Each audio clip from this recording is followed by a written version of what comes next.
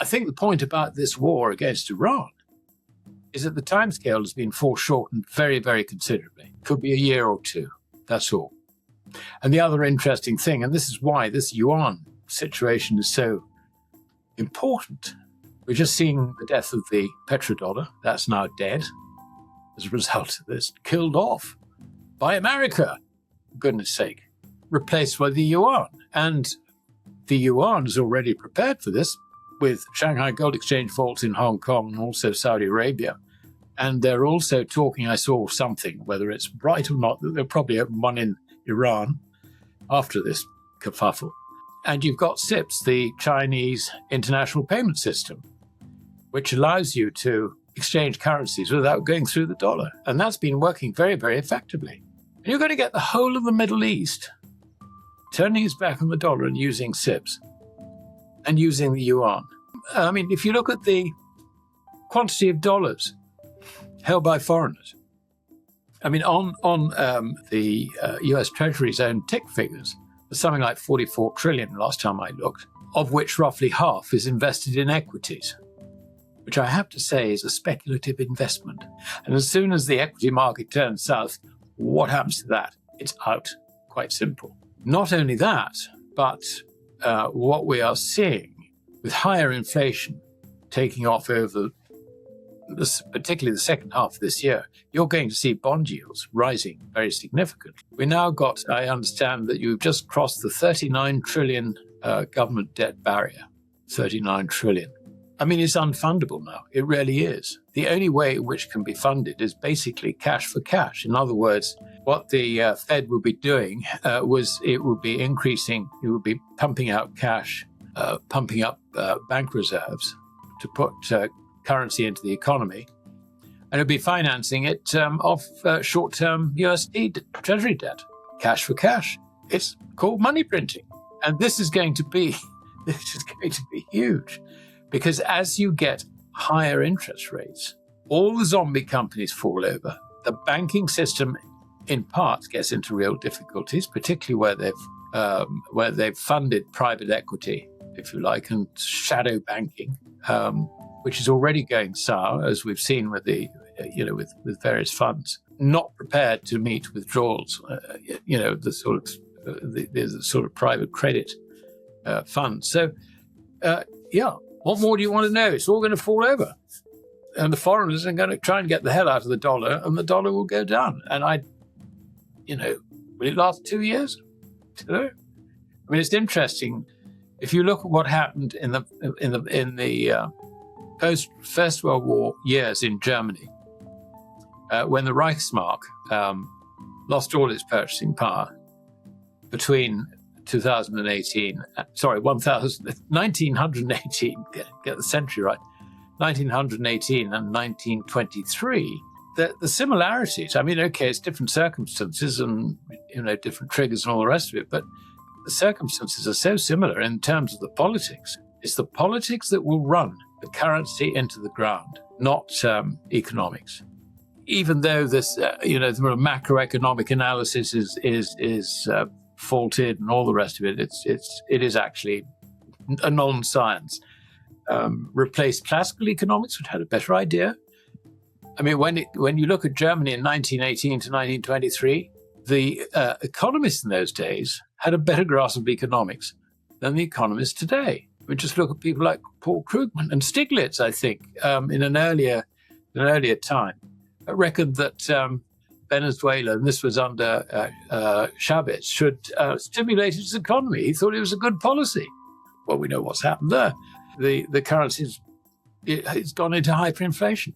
Basically, we know less today how to deal with this situation than they knew in post-First World War Germany. And that should send shivers down your spine. I mean, there's no way they can stop the collapse of these fiat currencies. They're coming to the end. And it's going to be a period, I mean, we had no idea on timing. We could have sort of penciled in, well, it probably takes anything between 3 and 5 years. It's now beginning to look like 2 years, possibly. And then if we're lucky. It could happen overnight, theoretically, but I think that's unlikely. I hope it's unlikely. And of course, where that leaves gold and silver, well, gold is real money. It is final settlement for everything. Credit is not final settlement. Credit is a promise of final settlement. It's not actually final settlement. A currency is credit. It is not final settlement, though you'll find that there will be enough people to try and tell you, yes, that is final settlement. No, it is not. In law, it is not. It's the credit that's going to go down the tubes, which includes, and if you think that something isn't credit and you find it goes down the tubes, you'll learn the hard way. I mean, if you look at the purchasing power of gold, fluctuates a bit, but over long periods of time, it's relatively constant. So what we're seeing is not gold going up, but we're seeing the dollar and other currencies going down. And the Chinese are now in a position where they can protect their currency by putting it on a gold standard, having set up SIPs, having set up vaults outside China, in Hong Kong, and also in Saudi Arabia, etc. They could literally say, right, for trade settlement purposes, the exchange rate for yuan is this in gold. And that's it. They literally just do it overnight. They don't want to do it in such a way that they are obviously associated with creating chaos in the Western currency system. What they will do is they will do it as a defensive measure. So they will pick their timing on that basis. But they could do it tomorrow.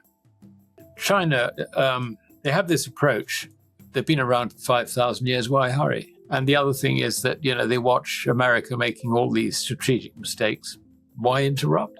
It's fashionable to describe it as Sun Tzu, but actually it's President Xi.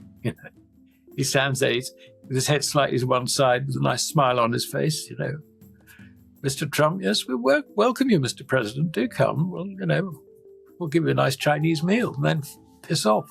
That's been postponed, I think, from April, hasn't it? But the interesting thing is that you could see the steps that China has been taking. The interesting one was silver, because if you go back to when China decided that they were going to restrict, almost ban, rare earth exports, and this was Trump turning around saying 145% tariffs. I mean, there were several tariffs underneath the one he said, I think. So Chinese turned around and said, well, if that's the way you want to play it, then no rare earths. Oops. That was in the end of last September. What we weren't told was it wasn't just rare earths. It was also silver.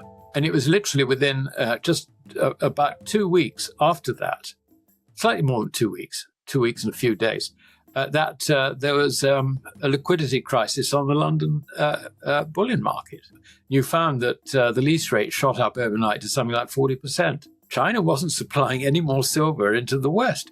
I mean, quite simply, you could say that the reason for that is that America had just announced that they'd put silver onto the critical minerals list. So why should China supply silver into the West for it only to end up on America's stockpile? Not that it exists yet, but the one that they would hope to build. We're not going to do that. That's one way of looking at it. The other way of looking at it is that they realize that they've got to hang on to their silver, they've got to hang on to their gold, keep importing it, necessary, because that is the future. That is the future of money. Again, I mean, it has always been money, but again, it's going to be there as final settlement. And if you ain't got it, you've got a problem. So it's only a matter of time before China turns around and says, right, that's it. This is the rate. We're fixing the yuan, the offshore yuan, to gold at the following rate. And that'll be it. Now, what they do with the domestic yuan, I'm not too sure. The last metallic standard they had was a silver standard, which was up until, I think, 1935. They could go back onto a silver standard for the domestic economy because they've got exchange controls. So you've got two yuan, as it were. You've got an offshore and you've got an onshore. So they could do that, I think. It's not quite as difficult as what we found in the past, trying to run a dual standard, with a fixed exchange rate between gold and silver. I just think that they might consider that because central banks at the moment take the view on gold that we've got the gold and we don't want to part with it. I think the idea that people can exchange their yuan for gold is actually quite a difficult concept. for any central bank to allow, to permit. I mean, they've just moved away from gold standards and all the rest of it. They would rather do a Bretton Woods type deal, I think, which essentially is what I'm suggesting that they will do with, by having, the vaults where gold can only be exchanged for yuan and vice versa, and how they could fix it, let us say, just for international trade settlement, which essentially would be country to country, if you like, nation to nation. So it's rather like a Mark II version of Bretton Woods.